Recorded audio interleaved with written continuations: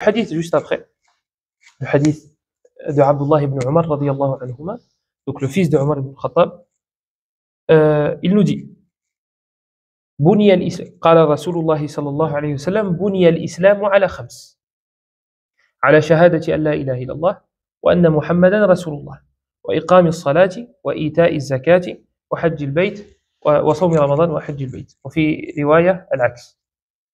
Donc le prophète sallallahu alayhi wa sallam, il nous dit dans le hadith que vous connaissez tous, le hadith de Abdullah ibn Umar, qui est rapporté par Al-Bukhari et Muslim. Et vous allez voir qu'à travers ce hadith-là,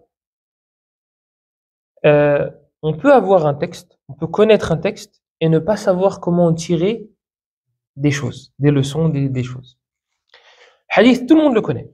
Buni al-Islam ala khams. L'islam est construit et bâti sur 5 piliers.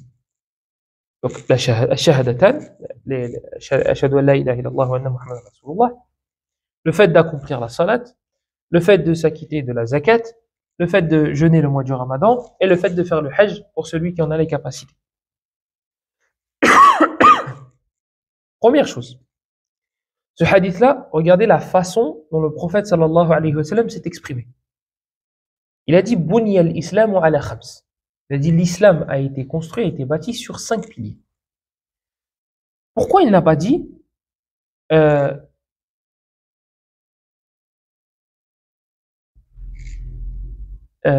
les 2 shahada, les 5 prières, la zakat, le hajj et le mois du Ramadan sont les 5 piliers de l'islam? Pourquoi il a choisi de dire l'islam est bâti sur 5 piliers? Parce que ça, c'est une forme de tashwiq, c'est une forme de la personne en face de toi, lorsqu'elle va entendre l'islam est bâti sur 5 piliers, elle va se dire c'est quoi ces 5 piliers?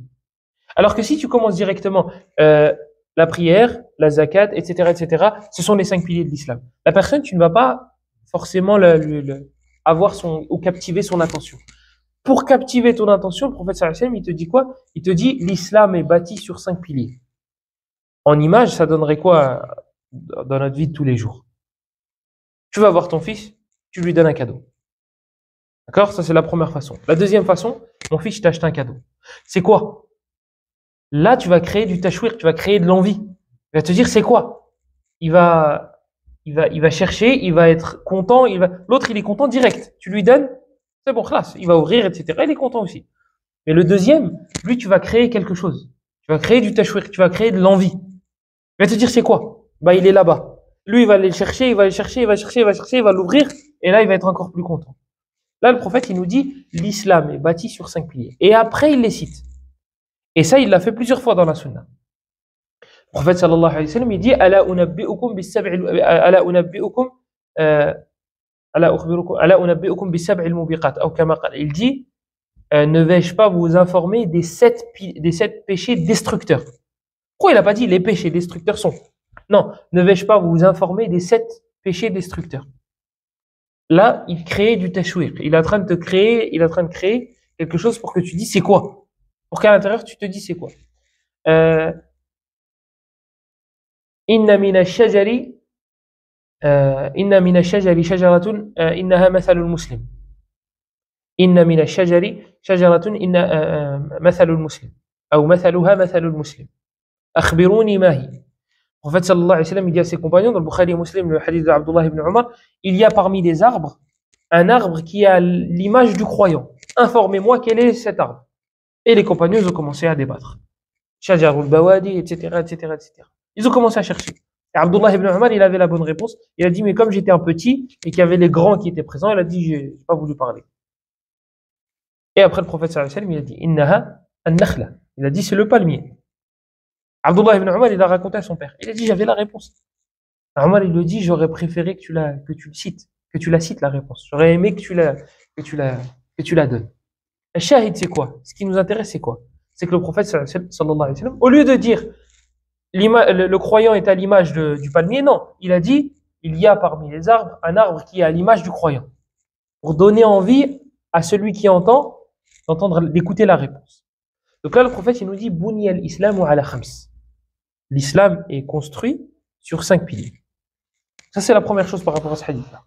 La deuxième chose par rapport à ce hadith-là, c'est qu'on va en tirer l'obligation de tout ce qui va être cité. كل ما ذكر في هذا الحديث فهو واجب. لماذا؟ لأن النبي صلى الله عليه وسلم قال بني الإسلام على خمس وما يبنى عليه فهو واجب. On va en tirer que tout ce qui va être cité va être obligatoire. Pourquoi? Parce que là, le prophète, comment il s'est exprimé? Il a dit, c'est construit.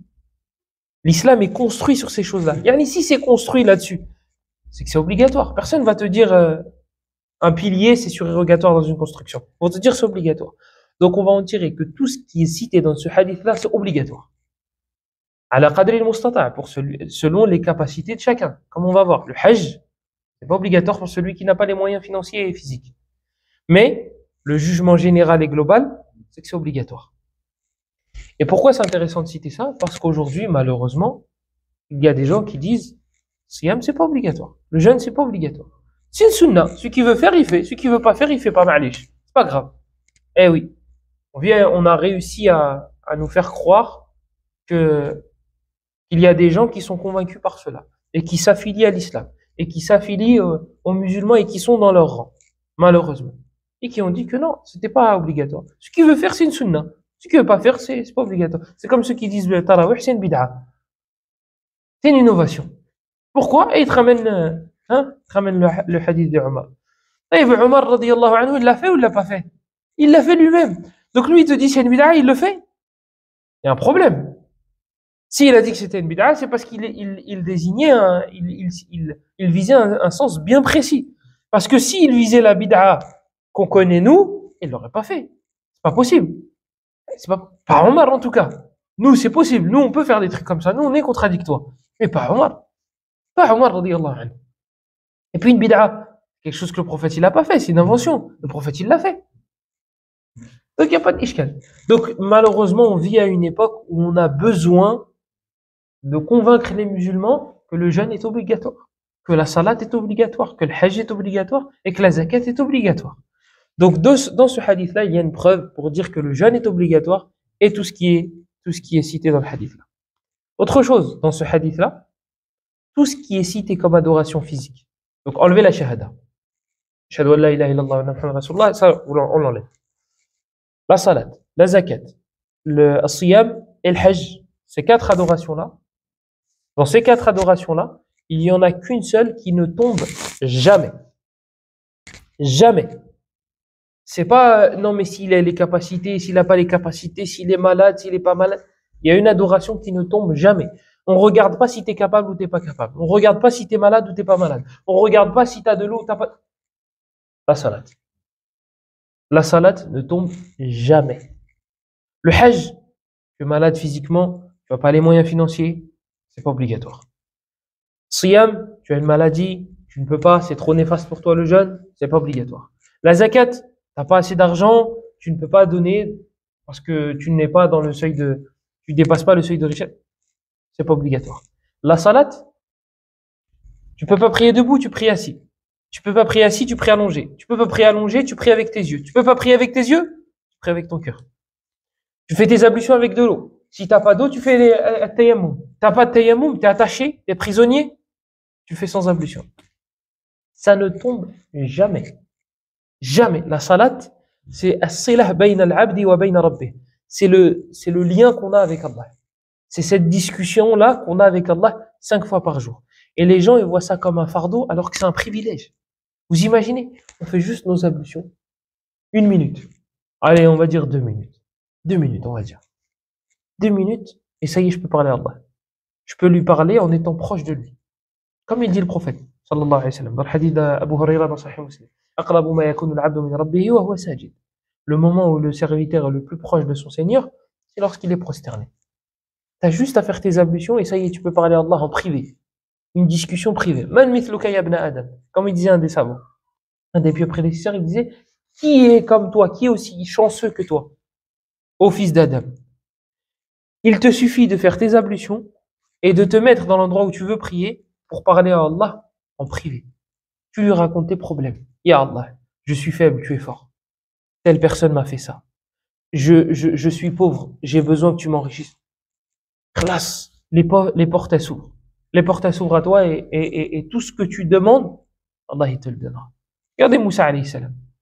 Moussa alayhi salam, il est sorti du plus grand oppresseur qu'il y avait à son époque, qui est Pharaon. Pharaon alayhi min Allah ma yastahiq, c'était le plus gros tyran de son époque. Il voulait Moussa alayhi salam. Il voulait tuer Moussa. Et Moussa alayhi salam, comme vous le savez, il a voulu séparer deux personnes. Il en a tué une. Il l'a tué. Donc il l'a tué involontairement. Sauf que les gens, ils lui ont dit, Innal mala'a ya'tamiruna bik. Les gens, ils sont en train de se réunir pour te tuer. Moussa alayhi salam, il est sorti. Kha'ifan yataraqab. Il est sorti craintif. Il avait peur. Yataraqab, il surveillait, regardait. Donc il est parti. Les savants, ils ont dit, il a marché pendant des jours et des jours et des jours. Et il avait des traces vertes sur son visage parce qu'il mangeait de l'arbre. Il mangeait des arbres. Vous imaginez? Il disait que même ses chaussures, il en avait plus, tellement il a marché. Pas de chaussures, pas de nourriture, rien. Et regardez, Allah, il fait des causes pour qu'il puisse avoir sa subsistance. Il lui a ramené à lui. Moussa alayhi salam, il a vu deux femmes. Il a vu deux femmes. Et il a vu des hommes. قال ما خطبكما. Al-khatb, c'est quelque chose de azim. Moussa alayhi salam, il dit, qu'est-ce que vous faites là? Mais al-khatb, comment lui s'est exprimé, c'est comme si c'était quelque chose de azim. Comme si c'est quelque chose d'énorme. Qu'est-ce que vous faites là? Il dit aux deux femmes. Pourquoi il leur a dit, qu'est-ce que vous faites là? Yani, c'est énorme que vous soyez là. Pourquoi il leur fait comprendre que c'est énorme le fait qu'elles soient là, ces deux femmes-là? Pourquoi, à votre avis?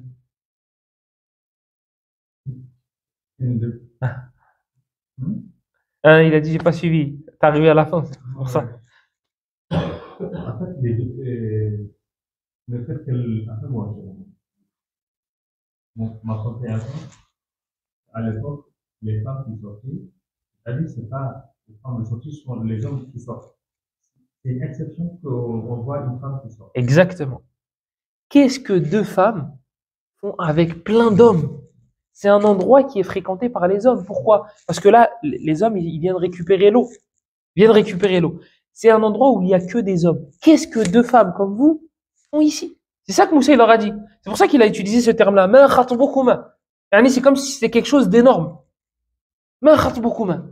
قالت لا نسقي حتى يصدر الرعاء وأبونا شيخ كبير. Elles ont répondu, elles ont dit qu'elles avaient une excuse. De là, les savants, ils ont dit qu'il était interdit de la mixité. Il était interdit de se mélanger au point où il y a une mixité. Une mixité, yani permanente. Amma, si c'est passager et que c'est à cause d'un besoin, là, ce sera une daroura.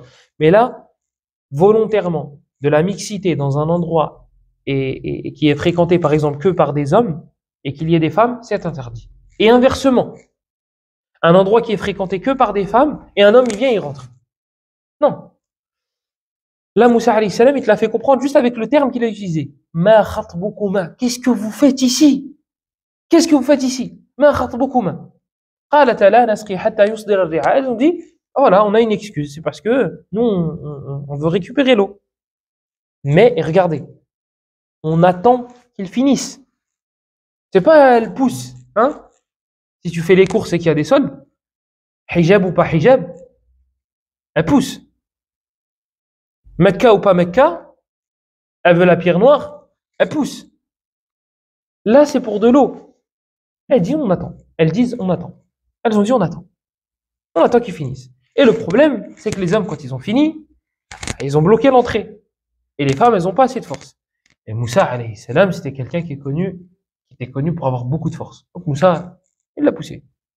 Il l'a poussé et il les a aidés à avoir l'eau. Voilà. Regardez. Une des deux femmes, قالت إحداهما يا أبت استأجره. Oh mon père, fais en sorte que ce soit ton servant. Pourquoi? Parce qu'il a les caractéristiques d'un bon servant. D'un bon servant.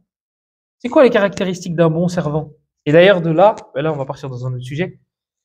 Les savants ont tiré les bons caractéristiques du prétendant, du futur mari, de ta femme, de ta sœur, de ta femme, j'ai dit? De ta fille. A'udhu billah. De ta fille. De ta fille. De ta fille ou de ta sœur. Ou de ta mère si elle est divorcée. Mais pas ta femme. Pas ta femme. La polygamie, c'est pour les hommes, pas pour les femmes. C'est pas possible. Donc, ils en ont tiré ils ont tiré les caractéristiques du bon mari. Qu'est-ce qu'elle a dit, la femme, à son père? Son père qui s'appelle, le père des deux filles, comment il s'appelle? Il y a même une divergence sur le fait que ce soit un prophète ou non, le père des deux filles. Shuaïb. Le père des deux filles en question, là, c'est Shuaïb. Certains, ils disent c'est Shuaïb le prophète. D'autres, ils disent non, c'est pas Shuaïb le prophète. Ala kulli hal, qu'est-ce qu'une des deux a dit à son père? قالت يا أبت استأجره إن خير من استأجرت القوي الأمين. Le meilleur servant que tu puisses trouver, c'est Al-Qawi, celui qui est fort, Al-Amin, celui qui est digne de confiance. C'est les deux caractéristiques qu'il faut chez un mari. Il faut un mari fort, parce que s'il est mfashel, il est tout faible, il est tout feignant, il est tout... C'est le rôle d'un mari, justement, d'être fort, d'aller chercher la subsistance, etc. Amma si une femme, elle se marie avec une femme, ça sert à rien. Si c'est un homme en apparence, mais si une femme en comportement ou en force, on laisse. Donc, Al-Qawi, le fort, Al-Amin, digne de confiance. Si t'as pas confiance en cette personne-là, comment tu vas lui donner ta fille ou ta sœur? C'est pas possible. C'est les deux caractéristiques qu'il faut. Et Moussa, il les a. Donc la femme, pourquoi elle les a? Comment elle sait qu'il les a? Les deux femmes, elles étaient toutes seules avec Moussa. Moussa, il aurait pu faire ce qu'il veut. En plus, il est fort. Il les attrape, il les bâillonne, il les ligote. C'est fini pour elle. Il bâillonne. On dit bâillonner. C'est ça. Il peut faire ce qu'il veut. Il l'a pas fait. Il l'a pas fait. Et même quand il marchait avec elle, il marchait avec haya, il marchait avec pudeur. Et il est fort parce qu'elles ont vu comment il a poussé, etc., etc. Donc c'est l'homme parfait entre guillemets pour être un servant. Le père Chouaïb, regardez, comme il sait que s'il fait de lui son servant, il va être proche de ses filles. Proche, pas, ça va être des amis, et, hein, on est les meilleurs amis, mais vous inquiétez pas, il y aura jamais rien. Non. Lui, comme il sait qu'ils vont être proches, il y a des risques, il lui a dit, je veux te marier à une de mes filles. Chouaïb, il sait très bien qu'en faisant en sorte que Moussa devienne son servant, les filles vont être proches.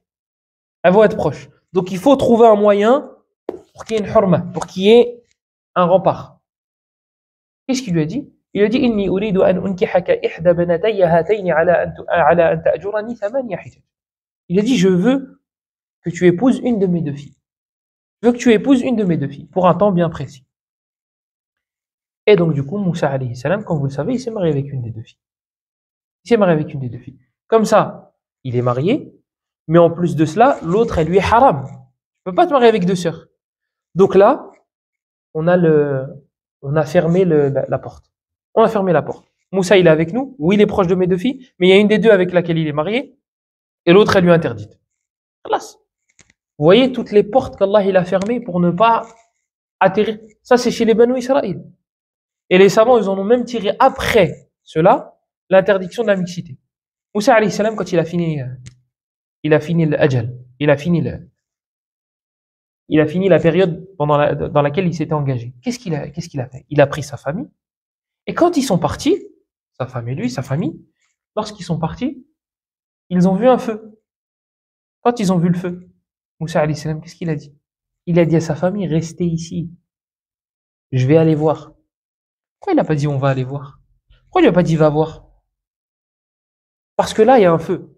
Il est fort probable qu'il y ait des hommes autour. Tu vas pas te retrouver dans un endroit où il y a des hommes. C'est à moi d'y aller. Et donc Moussa, il a été. Et qu'est-ce qu'il a parlé? À qui est-ce qu'il a parlé à ce moment-là? À Allah. À ce moment-là où Allah il a parlé. Allah il lui a parlé. Donc, ala kulli hal, ça c'était une parenthèse. Je sais pas comment on en est arrivé à Moussa alayhi salam, mais Moussa alayhi salam, Allah azza wa jal, il a fermé la porte à la mixité et au fait de tomber dans le péché qui est zina via cette porte-là. Et il a fermé l'accès à ce péché-là via d'autres choses. Le hijab, Abdul Basar, le fait de baisser le regard. Shaddada ala al-rijal dhalik. Allah azza wa jal, il a été plus dur envers les hommes qu'envers les femmes dans le fait de baisser le regard. Mais dans le fait de se couvrir, il a été plus dur envers les femmes qu'envers les hommes, etc., etc. Plein de choses qu'Allah azza wa jal a fait pour une sagesse divine que nous, on connaît une partie et nous ne connaissons pas d'autres. Donc, le hadith de Abdullah ibn Umar, Bunya al-Islamu ala khams, shahadati an la ilaha illallah. Le fait que l'islam est construit et bâti sur 5 piliers. On a dit al-shahada, et on a dit as-salah. Et on parlera, Inch'Allah, de salah de manière un peu plus approfondie. Bi'idhnillah. Wallahu a'lam. Wa sallallahu wa sallam wa baraka ala nabiyyina Muhammad wa ala alihi wa sahbihi ajma'in. Subhanaka Allahumma wa bihamdik. Ashhadu an la ilaha illa ant. Nastaghfiruka wa natubu ilayk. Wa barakallahu fikum.